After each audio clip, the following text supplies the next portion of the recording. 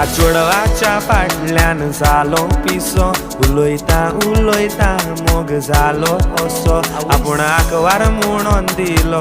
बरो वासो म्हाका फटयलो रे आयकात कसो ते काजारी म्हाका सांगोक ना ताच्या घोवान एक दीस आमकां सांपळायलो म्हाका अशें घडत म्हूण हांवें चिंतूंक ना म्हज्या घोमट्याक धरून गुडायलो